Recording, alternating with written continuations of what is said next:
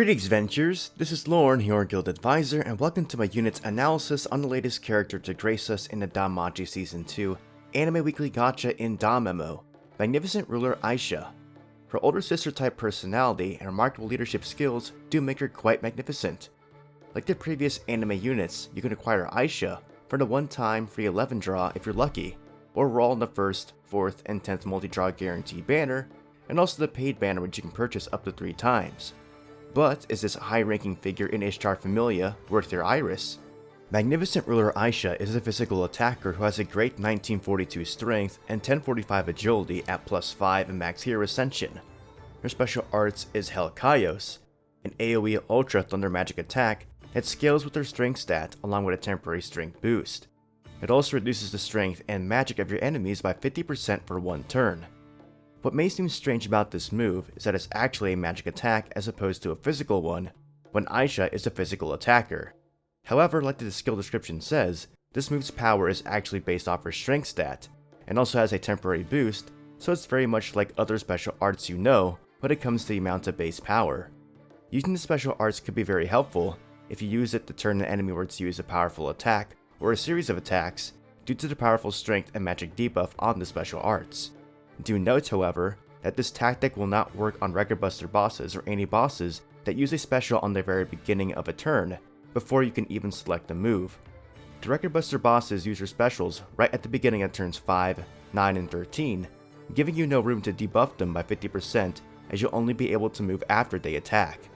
It is possible to use Aisha's special on turns 4, 8, and or 12, and then a character can extend the duration of debuffs, like Roaring Gale Ryu or Argonaut, so you can carry that 50% debuff to other turns.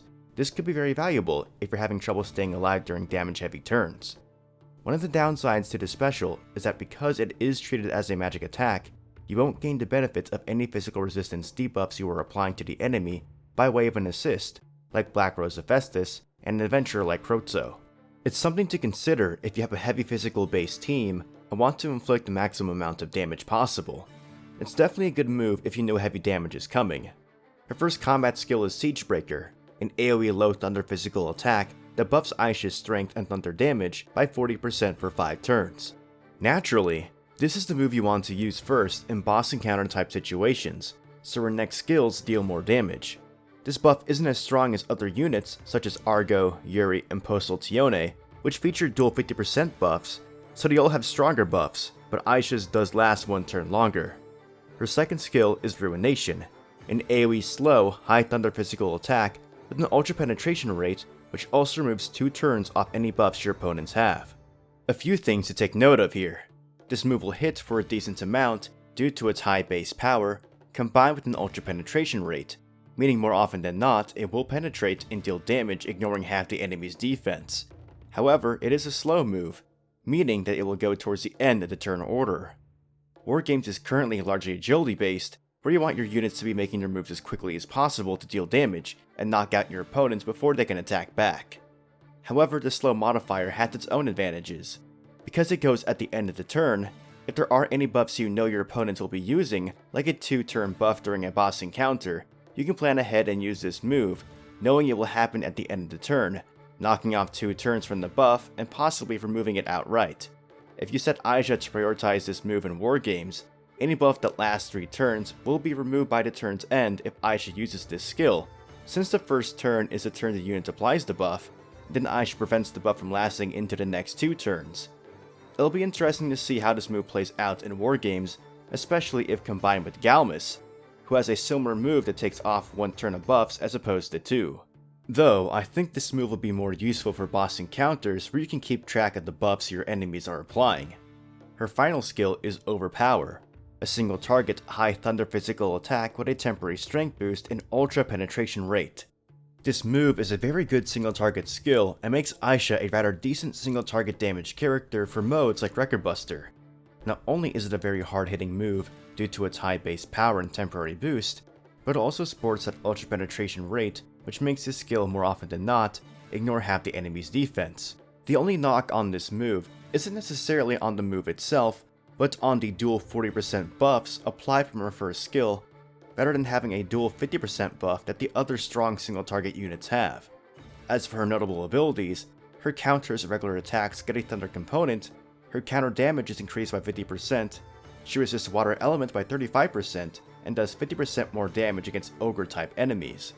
Aisha is a rather versatile unit that could work pretty well for a variety of game modes. Her second skill seems that it'll be hard to utilize in war games, as you'll be depending on your opponent relying on buffs and also attacking last.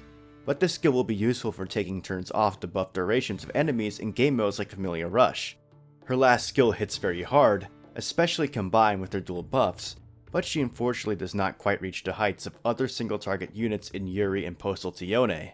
However, that 50% strength and magic debuff special arts of hers can come in handy if you're expecting heavy damage.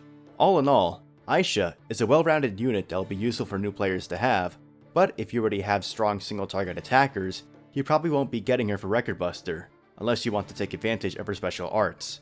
As always, it's worth at least gunning for one copy of Aisha, as you can get her Iris cost refunded by leveling her CP levels, and don't forget about crafting her newly added character weapon. One thing to be careful of is her character biography. It spoils something that will happen later on in Season 2, so definitely don't read it if you care about spoilers. Sorry this analysis came a little late. I just finished moving into a new place and I'm trying to get back into the swing of things. I'll be back for the next unit of course, who seems to be Samira, the ashen-haired Amazon of Ishtar Familia, based off an accidental notification made by Right Flyer a few days ago. If not next week, she'll definitely appear at some point.